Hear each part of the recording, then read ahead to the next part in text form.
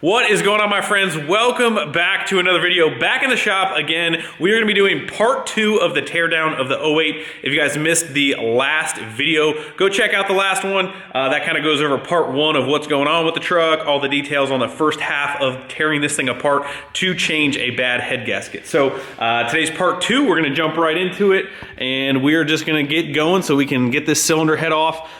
First question that I want to answer is this top little cover piece. This isn't actually a different valve cover or anything. It's actually just this top piece is from a industrial marine application. I'll try and find the part number and put it down below in the video. But again, not a whole valve cover, just kind of replaces that factory top piece that your factory valve cover has on your 6.7 truck. As you can see, it's kind of, I think we broke the threaded inserts in this bottom piece, I think are broken. As you can see, we got oil everywhere. So we're gonna change that. We're gonna be changing the valve cover up anyway. But stop talking, let's get to work.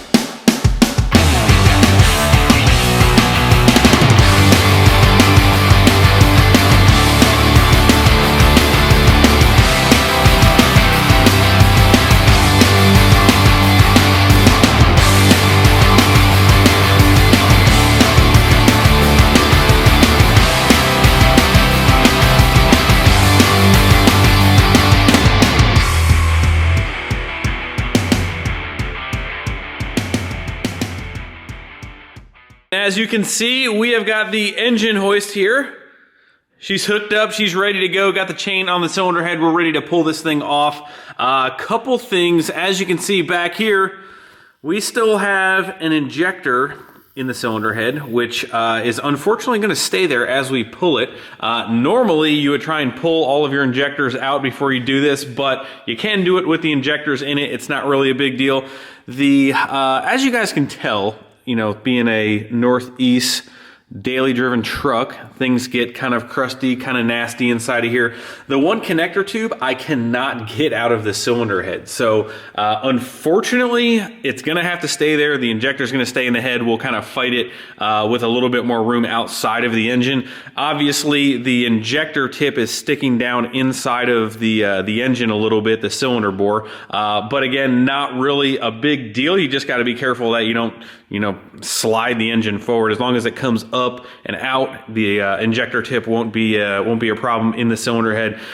So had that. This thing has been fighting me just because of some of the corrosion in some of the parts, and things are not coming out very smoothly. They've been in there for quite a while. Here is all of the engine stuff, all 5 injectors, all the rockers, everything else. As you like I said, you guys can see this stuff.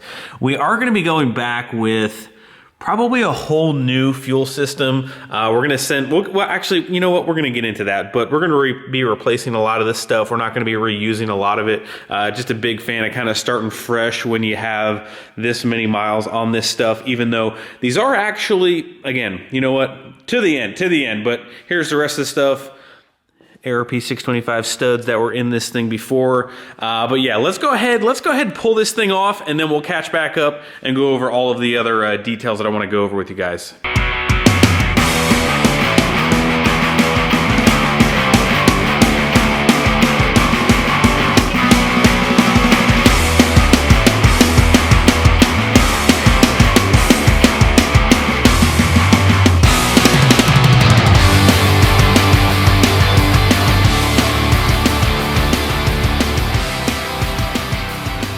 Alrighty guys, cylinder head is off. Let's take a look at it real quick. Can't really see a whole lot, and obviously it's a little messy, obviously, because I sat it down on some of this crap, but not really a ton to see. Not really like the older trucks. The older trucks use a much different head gasket. This MLS, which is a multi-layer steel gasket. Sometimes you don't actually ever get to see where the gasket was having trouble sealing. Sometimes it can leak between the layers. As you guys can see, there's a couple different layers here. So I looked for a little while. I really didn't get too crazy looking, but I didn't really see a specific area where there may have been any kind of trouble, which doesn't necessarily mean that it was not bad. It's definitely bad. So up here on the cylinder head side, again, couldn't really see anything. Everything looks pretty normal inside here. Everything's a little dirty, a little crusty, but the deck surface should clean up really, really nicely. As you can kind of see right here, like it's really not too bad. So a lot of cleanup, a lot of prep work to do. In the next upcoming video, I'm not going to do it in this one. We don't have everything here. We're going to start to kind of go over some of the parts that we're going to be going back with. We're actually going to be using a different cylinder head. Not going to be using that one at all, but let's just kind of run down some scenarios of what you can do at this point. So I guess I don't even know where to start on this thing. So never, ever would I recommend changing a head gasket without getting your cylinder head resurfaced. So if you have a bad head gasket, don't just think you need to change the head gasket. A lot of times you'll get warpage in the cylinder head depending on how it may not have ever gotten hot. Like mine didn't really ever get too hot, but if I was going to reuse this cylinder head, I would always get it checked out and get it surfaced to make sure it is a completely true flat surface before you go ahead and put it on. Now, I have become a big fan of fire rings. So don't confuse that with O-rings. A fire ring, which we'll get into probably a little bit later, a fire ring is a much different style gasket, a much different way of sealing the combustion area of the cylinder to the cylinder head. It's definitely a little bit more maintenance, but overall not a ton, and it is really going to help if you're pushing a little bit of power.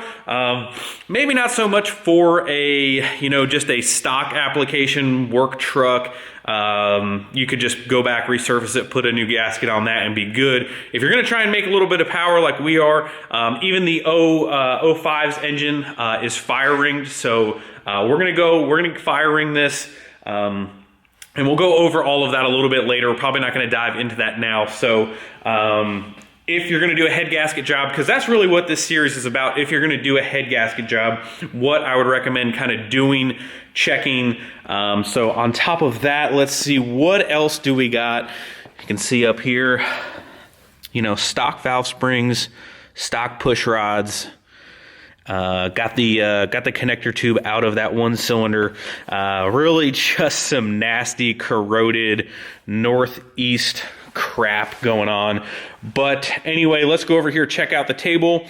All of the rockers and all of that stuff came out pretty well. No issues with that. Obviously, you just want to make sure, I guess if we're going over like what I'm going to check in the future here. So what you want to check, especially on a higher mileage truck, so what you want to check, and we'll take apart all this stuff and maybe clean it out, is the trunnion to the rocker. A lot of times, let's check this one out, see if it'll focus. Sometimes you will get galling, whatever, some scoring in the trunnion to the rocker assembly. So you definitely want to check that out. You want all of those to move, really smoothly. If you guys are good with changing your oil, which I know everybody is. But again, on work trucks that kind of see like that one felt just a little bit different. So like you may not be able to visibly see anything, but you just want to make sure that there's no scoring going on with the trunnion. See, it doesn't look too bad. you would notice some visible marks there. So you want to check those out. If you're going for a horsepower goal, obviously valve spring and push rods. Valve springs and push rods should be on your list of things to upgrade. But the injectors, let's talk about some injectors here. All right, so those injectors have been replaced once before, probably, I don't know, maybe about the time we second gen swapped it. So they've got some miles on them. Me personally, and this is always kind of like a big topic of kind of what people, the injectors are out right now, right? Okay, so you're gonna go put this thing all back together. Me personally, even if I was not upgrading these injectors, I would get them sent off to get tested. They test them electronically and they test them mechanically to make sure that they are good. So we always kind of, I wouldn't say that. You know what? We don't always. If the injectors are good, it's you know what? Like I'm kind of shooting myself in the foot here. So you don't need to send your injectors off, right? Like if they've been working, they've been fine. You really don't need to. Me personally, if I knew that the injectors had some life on them, like this is just kind of like a time and point where anything that comes apart on this thing, when it goes back together, it's either gonna be new or checked out to be good as new. So the injectors we're gonna upgrade, and we're gonna get them sent off and get them tested and flowed as well. So here's like, this is kind of just leading into like slapping nozzles on injectors. So like, yeah, my truck was running fine. That could be great. Like, would I put nozzles on them myself? I mean, I want them balanced. They're gonna be the best that they can be. If you get them sent off, you get them tested, you get them flowed, and then you get them balanced with the new nozzles on it, so they're all within a very small percentage rate of them all being similar. So when I get them back, I know that they're good. There's gonna be no question. The last thing, see, here's like, for me, the last thing I want to do is spend all this time, all this effort, and all this money to go do this job and make it right. The last thing I want to do is put it all back together and like have something weird happen, like not clean your injector lines out, get some stuff in the injectors. Like, it's just, now's the time to just take your time and do it right. Like I said, we're going to be upgrading the injectors anyway, so we're going to send these off to the guys at S&S. Like, S&S handles all of our fuel stuff. We're going to let them kind of do their thing, check them out. Who knows? We might have one that's wearing kind of inconsistently, and when I slap nozzles on them, it's going to be, you know what I mean? You just never know, and I don't trust myself to sleep at night if I don't do this. So, on top of that, which is kind of a little irregular, this fuel rail and these fuel lines are just absolutely nasty. So always when we kind of mess with injectors, we're going to put new connector tubes on. We're just going to get a whole new rail. We're going to get all new fuel lines. If you look down inside of here, which you'll probably never be able to tell, it's kind of corroded and nasty in there. And I definitely do not want to get the time, money, and effort invested into these injectors and then have the fuel be contaminated for some dumb reason. So we're going to go ahead and replace all of those. Probably going to go ahead and change up a couple other things over here. Took out our ARP 625s. We'll be going back with something a little bit different from those, so stay tuned for that. And then the last thing that I kind of wanted to mention here, which some guys have issues with these. So this injector harness, right, you can kind of see like it plugs in up here and then all of the wires run through here to all of the tops of your injectors. So a lot of times, and I actually looked a little bit, I didn't see anything on this one. And again, I was not having any problems, but this is also an item for question of, okay, these things do have problems, and the connections and in the lines in here, if there's a break or there's any type of issue, this will cause a misfire in your truck, because sometimes these lines like to crack and be brittle and break or what have you. So again, may or may not go back with a new harness, because this is kind of a little bit of a prone thing. Andy's truck kind of had one go bad. I've had a couple other trucks that have had them go bad. So again, one of those not bad but may change. The other thing that I noticed too is this alternator feels the clutch in it or what have you feels kind of funny. So we might end up changing that out as well. And just kind of, we're gonna, a lot of this stuff, again, I'm repeating myself, but not necessary, but I want it to be as fresh as it can be going back together. So there'll be a little bit of that, but I believe that is about it. Again, if you guys have any questions, I saw at least one person ask this. You know, we talked about surfacing the cylinder head. How do you go about, checking or surfacing the block deck to make sure that that is completely flat? So I would say basically, if you really, really wanted it to be surfaced, yeah, you'd have to go through all the work of doing that, but that is not anywhere close to being needed or necessary. That usually is never, unless you have some major problems where you have some warpage in your block. Normally your cylinder head is going to have a warpage issue way anywhere near before the block does. The block is normally not an issue as far as that goes. Normally it's going to be a cylinder head that's going to give you a little bit of trouble with that. So normal protocol is to surface the cylinder head and just clean, well, whatever you do, don't take a DA grinder and try and whiz wheel the top of your block. That is not how we're gonna be doing it. We're gonna be doing it a little bit differently. Don't go crazy with a 3-inch little whiz wheel. That is how you end up having block issues. So, but thankfully, everything kind of looks good inside of the engine. Shouldn't have too many issues with any of that. The truck didn't have a ton of blow-by, so, typical Cummins owner, 225,000 miles just getting broken in. I know what I got, 30 grand. But anyway, sorry, that just always, I know what I got. Cummins owner, know what I got. Just getting broken in. But anyway, she is just getting broken. Anyway, that's going to do it, guys. Trying to get it a little bit early night tonight. We actually leave tomorrow for Frank Hawley's drag racing school. Need to get my pro license for this year, so need to get some sleep, travel to Florida in the morning, and then hopefully get that pro license. And yeah, we'll be on our way. But anyway, I'll get a drag truck update coming soon. We've been just trying to bust butt on that thing.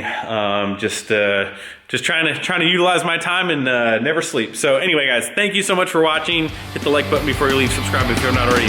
I'll see you guys in the next one. See you.